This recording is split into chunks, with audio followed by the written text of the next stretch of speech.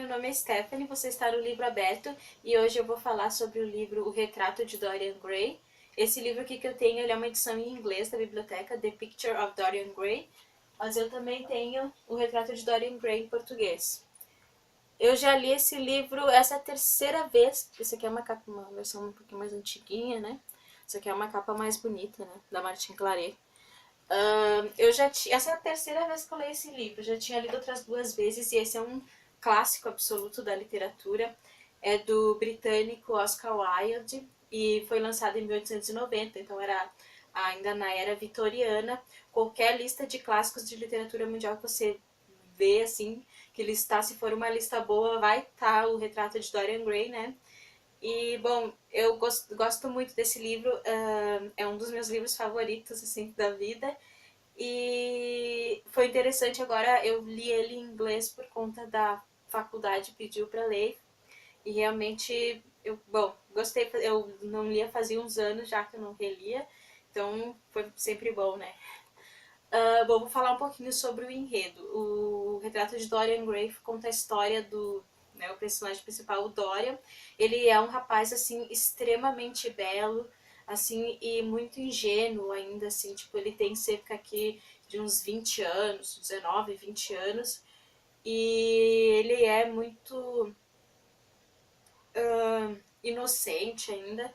E o Basil, que é um pintor, tá pintando o retrato dele, e o Basil é fascinado por ele, assim, principalmente pela beleza dele, pela inocência também. E um dia o amigo do Basil, o Henry Wotton, que é uma figura assim, ele é bastante sarcástico, arrogante, ele é um aristocrata também. Ele vê o retrato e diz que quer conhecer, diz pro Basil que quer conhecer o rapaz. E o Basil fica meio assim com o pé atrás, porque ele conhece a personalidade do amigo dele, sabe que talvez o Henry vai influenciar o jovem com suas ideias.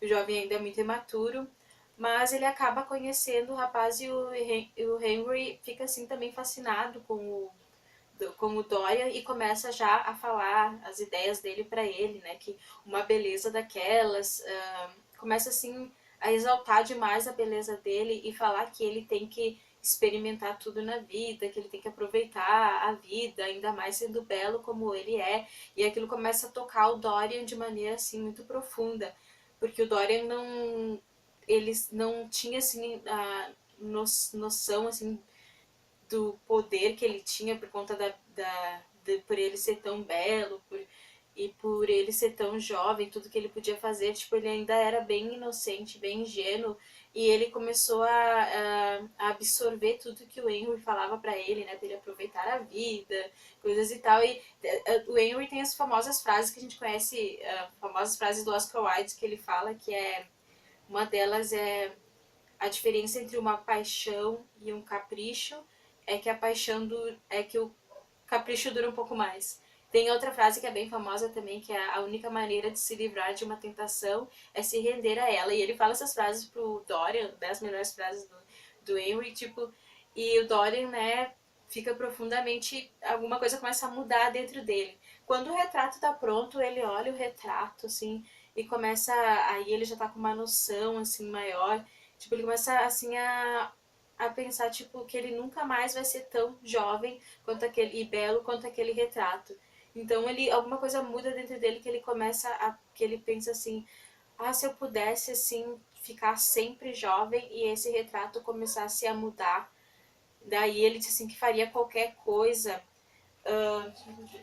que ele até daria sua alma. Então, assim, alguma coisa muda profundamente dentro do Dorian, não vou achar que eu devia ter notado como é que ele fala bem, assim, tipo, que ele fala, né, que ele daria tudo, né, para que o retrato mudasse e ele continuasse sempre jovem. Nessas ele já começou a mudar, ele conhece uma atriz de teatro, a Sybil Vane, e ele se apaixona pelo jeito como ela interpreta, principalmente personagens de Shakespeare. E um dia ele decide que quer casar com ela, e um dia ele vai ver com os amigos, leva os amigos dele, o Henry e o Basil, pra ver ela atuar, e ela atua muito mal, e ele fica assim, muito possesso, ele vai lá atrás dos bastidores conversar com ela e pergunta por que ela atuou tão mal, e ela fala assim que antes a arte a atuação, o teatro era tudo na vida dela. Agora que ela tinha o amor dele, ela não precisava mais, né, do teatro, e ele ficou super desencantado, porque ele meio que era apaixonado mais pela maneira como ela atuava. Então ele pega e muda, ele pega e decide não casar com ela, e acontece que, uma coisa bem do início do livro, não vai ser spoiler, ela se suicida. E ele no início fica assim, se sentindo culpado, mas depois o Henry começa a falar com ele e ele começa a achar que isso é uma boa história, como uma história de um teatro, a vida dela, então, tipo, foi como uma peça trágica, então, né? Então ele se conforma rápido e a partir daí ele começa a mudar, né? Ele já tem uma mudança forte, assim. E ele chega, depois que disso que aconteceu com a Sibyl Vane, ele chega em casa e olha o retrato e percebe que tem alguma mudança no retrato. Tipo, parece que tem alguma coisa diferente na boca dele, mas ele pensa, não é possível, né? Ele pega e analisa melhor o retrato, assim, e vê que realmente está acontecendo uma mudança. Isso quer dizer, então, que o que ele queria, realmente, por mais incrível que pareça, ele fica assim assustado, pensando, nossa, não é possível, tá acontecendo, o quadro começa a mudar. E ele fica apavorado, pensando, nossa, mas como isso é possível? Tipo, então quer dizer que depois ele repensa e pensa assim, quem é que não gostaria, né, de ficar sempre jovem e ter que esconder um quadro de todo mundo, né? Por só o quadro seria fácil de esconder, ele pegou e escondeu no sótão de todo mundo, botou assim uma cortina na frente, porque daí ele pensou, pelo menos, né, o quadro vai ficar com vai envelhecer, vai ficar com todas as maldades que ele começa a fazer, as coisas erradas vão assim influenciando no quadro. Por isso que ele percebeu que estava mudando. Então ele decidiu esconder o quadro e se entregar, assim, tipo, ele. A vida, assim, tipo, as experiências, assim, aqui. Ele começa a usar ópio, ele desencaminha várias jovens, assim, várias mulheres, assim. Ele não é muito explícito no que acontece, mas ele também é má companhia para diversos rapazes, alguns acabam caindo no ópio, se viciando. E dele é muito mal falado, ele meio que leva assim, tipo, uma vida dupla, porque ele é da aristocracia, da alta sociedade, todo mundo admira ele, né, pela beleza, pela inteligência, mas ele também anda, vamos dizer, no submundo, no submundo do ópio, ele é amigo de marinheiros, se envolve em brigas, desencaminha as pessoas, então ele começa a criar essa fama, assim, e de fato, cada das coisas ruins que ele vai fazendo vão inferindo no quadro. O quadro, assim, vai envelhecendo, vai ficando assim. Vão aparecendo marcas, assim, das coisas ruins. E tem um momento em que ele comete um assassinato, né? Não vou falar de quem que ele mata. E as mãos no quadro ficam, assim, com uma mancha vermelha. O quadro vai absorvendo tudo que vai acontecendo com a vida dele, né? Às vezes ele se incomoda, às vezes ele pensa, tudo bem, pelo menos é o quadro, né? E o Dorian, tipo assim, chega aqui uma parte do livro que ele já tá com 39, 40 anos e ele continua com aquela aparência de 20 anos. Daí se pergunta assim, mas as pessoas não percebiam? As pessoas percebiam, só que muitos não falavam. O Henry, que é amigo dele, falou, assim, tem uma parte que ele fala assim, me conte qual é o segredo da sua juventude. E o Dorian falou que se ele tivesse que contar, ia ter que matar ele, alguma coisa assim, eles riram. Mas assim, claro, o Henry ouve os rumores e ouviu falar de alguma coisa porque ele sobre um pacto, porque ele fala assim de uma cena de Hamlet que o Dorian tava falando que Hamlet perde a alma, então tipo o Henry não é bobo, né? Ele sabe que tem alguma coisa ali, né? Ele não simplesmente manteve a juventude assim. E tem uma moça que ele encontra numa casa de ópio também que fala, né, que ele sempre ele tem essa cara assim desde os 20 anos, desde que há 20 anos atrás quando ela conheceu ele, ela ficou viciada em ópio porque ele desgraçou ela.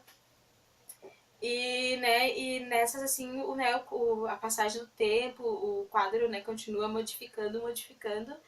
E tem o final, que é um dos melhores finais da literatura, tipo, é incrível, né? E eu recomendo fortemente. Agora, vou falar algumas questões que tem aqui no livro.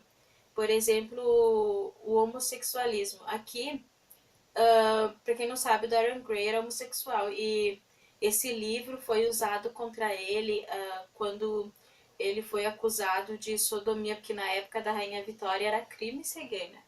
Então, tipo, foi usado algumas passagens do livro. Ele editou o livro porque a primeira edição tinham falado que tinha muitas coisas imorais e mesmo assim ele não foi bem recebido pelas pessoas na época, porque as pessoas percebiam que tinha alguma coisa assim de homoerótico entre o Dorian, o Henry e o Basil.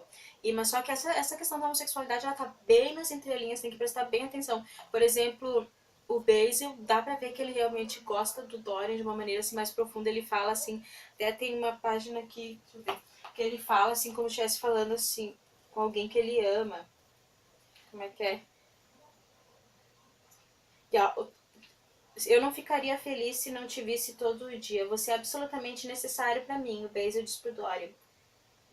Ele fala, né, que ele venera ele, que ele gosta muito dele, então dá pra ver que o Basil realmente, ele fala que gosta dele por conta da arte dele, de ter pintado o Dorian, mas tu vê que é algo a mais, não é bem nas entrelinhas, é bem sutil, porque não, na época não poderia, né, e ele ainda foi preso e usaram o livro contra ele, né.